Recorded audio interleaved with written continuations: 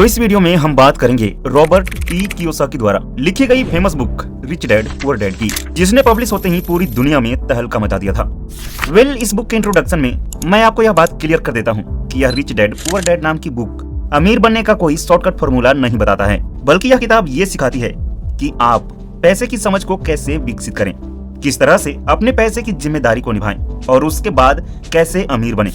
इस बुक में 4 ऐसे पॉइंट्स बताए गए हैं जिसे समझकर कोई भी इंसान अपने पैसे की मैनेजमेंट को सीख सकता है और अमीर कैसे बन सकते हैं इसके बारे में जान सकता है। तो अगर आप इस बुक के 4 इंपॉर्टेंट पॉइंट्स के बारे में जानने के लिए इंटरेस्टेड हैं तो एक भी पॉइंट बिना मिस किए वीडियो को लास्ट तक देखें। दोस्तों, इस किताब के लेखक रॉबर्ट टी कियोसाकी बताते हैं कि उनके 2 डैडी थे। उसमें से एक जिन्होंने रॉबर्ट को जन्म दिया वे उसे पुअर डैड कहते हैं और जिन्होंने उसे अमीर होने के तरीके सिखाए वे उसे रिच डैड कहते हैं। उनके पुअर डैड बहुत ज्यादा पढ़े लिखे और समझदार थे। वे पीएचडी किए हुए थे और उन्होंने 4 साल के अंदर होने वाले ग्रेजुएट को 2 साल के अंदर ही कंप्लीट कर दिया था। लेकिन वहीं उनके दूसरे डैडी 8वीं से ज्यादा नहीं पढ़े थे। दोनों ने जिंदगी भर कड़ी मेहनत की थी, लेकिन उनमें से एक जो बहुत ज्यादा पढ़े लिखे थे वे जिंदगी भर पैसों के लिए परेशान होते रहते थे। इतना पढ़ा लिखा होने के बावजूद भी वह अपने पीछे कर्ज छोड़कर इस दुनिया से चले गए थे, जबकि दूसरा सिर्फ 8वीं तक पढ़ने के बावजूद भी अमेरिका के हवाई राज्य के सबसे अमीर व्यक्तियों में से एक बन गए और मरने के बाद उनके परिवार को, चर्च को और जरूरतमंदों को करोड़ों डॉलर की दौलत देकर गए। लेकिन ऐसा क्यों हुआ? क्योंकि दोनों डैडियों की पैसों के बारे में सोच अलग अलग थी। कैसे? चलिए देखते हैं। पढ़े लिखे डैडी कहते थे कि पैसे का मोह सभी बुराइयों की जड़ है, जबकि दूसरे डैडी कहते थे कि पैसे की कमी सभी बुराइयों की जड़ है। एक डैडी को यह कहने की आदत थी कि मैं इसे नहीं खरीद सकता, वहीं दूसरे डैडी इन शब्दों को इस्तेमाल करने से चिढ़ते थे। वे हमेशा जोर देकर कहा करते थे कि मुझे इसके बजाय ये कहना चाहिए कि मैं इसे कैसे खरीद सकता हूँ। पहला सेंटेंस नेगेटिव है, वहीं दूसरा सेंटेंस प्रश्नवाचक है।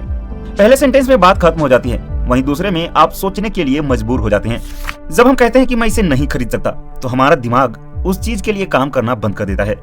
इसके बजाय जब हम ये सवाल पूछते हैं कि मैं इसे कैसे खरीद सकता हूँ तो हमारा दिमाग उसके बारे में काम करना शुरू कर देता है। मेरे दोनों डैडियों की विचारधारा में जमीन आसमान का अंतर था। एक डैडी सिखाते थे कि मेहनत से पढ़ो ताकि तुम्हें किसी अच्छी कंपनी में नौकरी लग जाए, जबकि दूसरे डैडी की सीख ये थी कि मेहनत से पढ़ो ताकि तुम्हें किसी अच्छी कंपनी को खरीदने का मौका मिल सके। एक डैडी कहते थे कि मैं इसलिए भी अमीर नहीं हूँ क्योंकि मुझे बाल बच्चों को पालना पड़ता है, और दूसरे डैडी कहते थे मुझे इसलिए अमीर बनना है क्योंकि मुझे बाल बच्चों को पालना है। एक डैडी डिनर की टेबल पर पैसे और बिजनेस के बारे में बात करने के लिए हमेशा मोटिवेट करते थे और दूसरे डैडी भोजन करते समय पैसे की बातें करने से मना करते थे। एक का कहना था कि जहाँ पैसे का सवाल हो वहाँ सुरक्षित कदम उठाओ, खतरा मत उठाओ, और दूसरे डैडी का कहना था कि खतरों का सामना करना सीखो। एक का मानना था कि हमारा घर ही हमारी सबसे बड़ी इन्वेस्टमेंट और हमारी सबसे बड़ी संपत्ति है, और दूसरे का मानना था कि मेरा घर मेरा दायित्व है। अगर आपको लगता है कि आपका घर आपकी सबसे बड़ी इन्वेस्टमेंट है तो आप भी गलत सोच रहे हैं। दोनों ही अपने मकान का बिल समय पर चुकाते थे, लेकिन उनमें से एक सबसे पहले अपना बिल चुकाता था जबकि दूसरा सबसे आखिरी में। एक डैडी ने मुझे बताया कि अच्छी सी नौकरी के लिए एक अच्छा सा बायोडाटा कैसे लिखा जाता है, जबकि दूसरे ने बताया कि कैसे strong business and finance planning लिखा जाए जिससे मैं किसी को नौकरियां दे सकूं। बचपन में ही मैं समझ गया था कि हमें अपने विचारों पर ध्यान देना चाहिए। मैंने देखा कि मेरे गरीब डैडी इसलिए गरीब नहीं थे क्योंकि वे कम कमाते थे, बल्कि वे इसलिए गरीब थे क्योंकि उनके विचार और काम गरीबों के जैसे थे। अमीर डैडी के साथ जब रॉबर्ट की शिक्षा शुरू हुई तब वे केवल 9 साल के थे। रिच डैड ने उन्हें 30 साल तक टोटल 4 नियम सिखाए और यह बुक उन्हीं 4 नियमों के बारे में है। और अब मैं वही 4 इंपॉर्टेंट नियमों के बारे में बताऊंगा जिनकी बदौलत रॉबर्ट के डैडी अमीर बन गए और खुद रॉबर्ट भी। तो इन 4 पॉइंट्स को ध्यान से सुनिएगा। Point number 1। पहले पॉइंट में रॉबर्ट कहते हैं कि अमीर लोग पैसे के लिए काम नहीं करते हैं, बल्कि पैसा उनके लिए काम करता है। वहीं गरीब और मिडिल क्लास के लोग पैसे के लिए काम करते हैं। अमीरों के लिए पैसा काम करता है? जी हाँ, आपने सही सुना। कोई भी अमीर इंसान पैसे के लिए काम नहीं करता, बल्कि वे कुछ ऐसा करते हैं जिनसे पैसा उनके लिए काम करता है। दोस्तों, एक गरीब और मिडिल क्लास आदमी रैट रेस में फंस जाता है और उससे कभी भी बाहर नहीं आ पाता। अब ये रैट रेस क्या होता है? रॉबर्ट कहते हैं कि जब भी किसी गरीब या मिडिल क्लास आदमी को नौकरी मिलती है तो वह तुरंत ही अगले महीने नई नई चीजें खरीदने के लिए उतावला हो जाता है। महंगे कपड़े, महंगे जूते, महंगा फोन, महंगी लैपटॉप और एक बढ़िया सी 4 व्हीलर। और फिर शुरू हो जाता है EMI का एक बड़ा सा ट्रैप। ऐसे ईएमआई जो सालों तक चुकाने पड़ते हैं, जिस जाल से वह कभी भी बाहर नहीं निकल पाता। उसे हर महीने ईएमआई भरने पड़ते हैं। अगर वह 1 महीने के लिए भी काम पर नहीं जाएगा तो उसके मन में यह डर बैठ जाता है कि वह कैसे अपना ईएमआई भर पाएगा और कैसे अपना कर्जा उतार पाएगा। कहीं बैंक वाले उनकी कार को उठा कर न ले जाएं। अगर ऐसा हुआ तो फिर समाज में उसकी क्या इज्जत रह जाएगी। यही सोचकर वह सुबह उठता है और काम पर जाता है, फिर शाम को वापस लौट कर आता है, फिर अगले सुबह काम पर जाता है, शाम को लौट कर आता है और महीना पूरा होने पर अपनी सैलरी लेता है और ईएमआई भर देता है। बस यही सिस्टम हर दिन हर महीने चलता रहता है और इस ट्रैप में वह इस कदर फंस जाता है कि इस ट्रैप से वह कभी भी बाहर निकल ही नहीं पाता। इसे ही रॉबर्ट ने रैट रेस कहा है।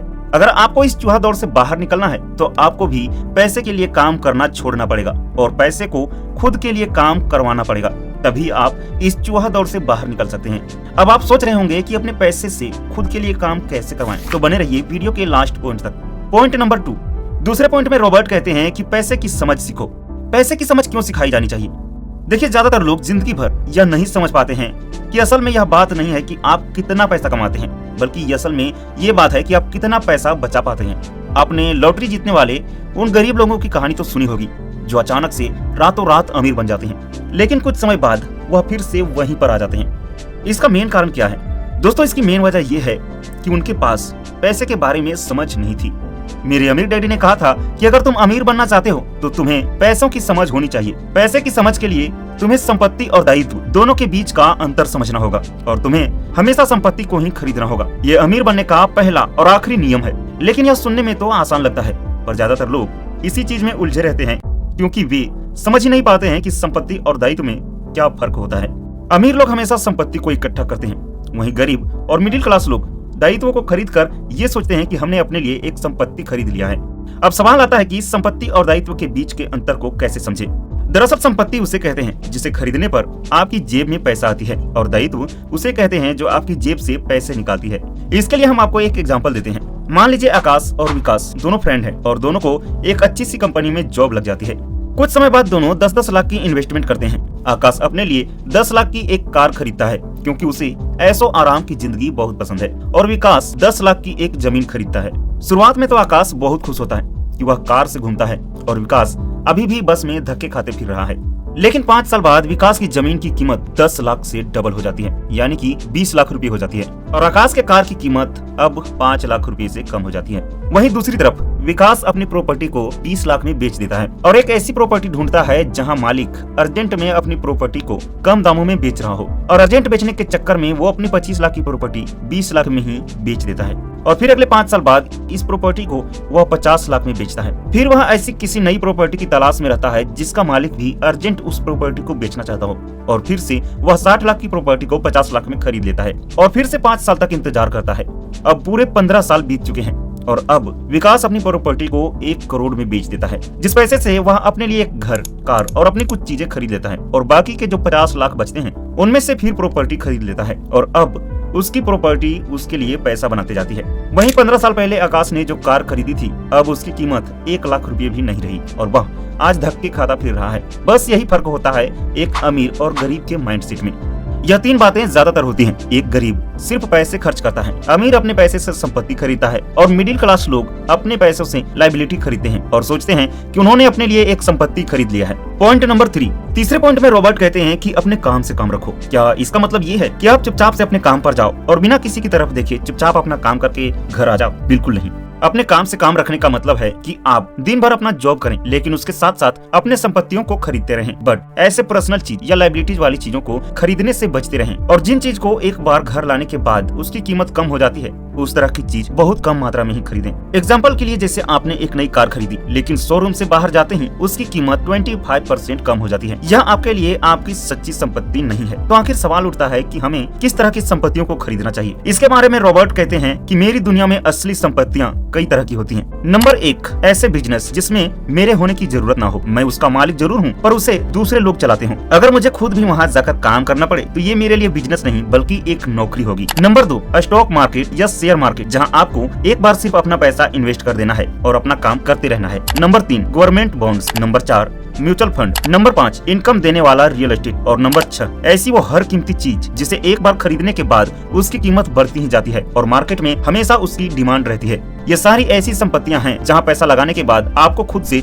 उसमें कोई काम नहीं करना पड़ेगा, बस आपको उसमें पैसा लगा देना है और फिर आप आराम से अपना जॉब करते रहिए। आपका संपत्ति वाला कॉलम अपने आप बढ़ता रहेगा। रॉबर्ट कहते हैं कि अपने काम से काम रखें। इसका मतलब ये है कि आप अपने संपत्ति वाले कॉलम को ज्यादा से ज्यादा मजबूत बनाते रहें। उस कॉलम में अगर $1 भी जाता है तो वो उससे बाहर नहीं आना चाहिए। आप इस तरह से सोचें कि अगर $1 आपकी संपत्ति वाले कॉलम में जाता है तो वह आपके लिए एक कर्मचारी बन जाता है जो आपके लिए हमेशा काम करता रहेगा। और एक इम्पोर्टेंट बात, जब आपका कैश फ्लो बढ़ता है तो आप अपने लिए कुछ पैसों से ऐशो आराम की चीजें खरीद सकते हैं। इसके बारे में एक इम्पोर्टेंट फैक्ट ये है कि अमीर लोग हमेशा ऐशो आराम की चीजें बाद में खरीदते हैं, जबकि गरीब और मिडिल क्लास लोग ऐशो आराम की चीज सबसे पहले खरीदते हैं। पॉइंट नंबर 4, टैक्स का इतिहास और कॉर्पोरेशन की ताकत। दोस्तों, इस पॉइंट में रॉबर्ट बताते हैं कि इतनी मेहनत से कमाई हुई अपने पैसों पर गवर्नमेंट को इतनी आसानी से टैक्स के रूप में अपने पैसे को लेने मत दीजिए। कानून के दायरे में रहकर हमें वह सारी चीजें आजमानी चाहिए जिससे हमारा लाखों या करोड़ों रुपए का टैक्स बच जाए। सच्चाई तो यह है कि अमीरों के ऊपर टैक्स तो लगता ही नहीं है। गरीबों की भलाई के लिए जो पैसा लगता है वह मिडिल क्लास के लोगों के पास से आता है, खासकर एजुकेटेड और अच्छी खासी इनकम वाले मिडिल क्लास के लोगों के पास से।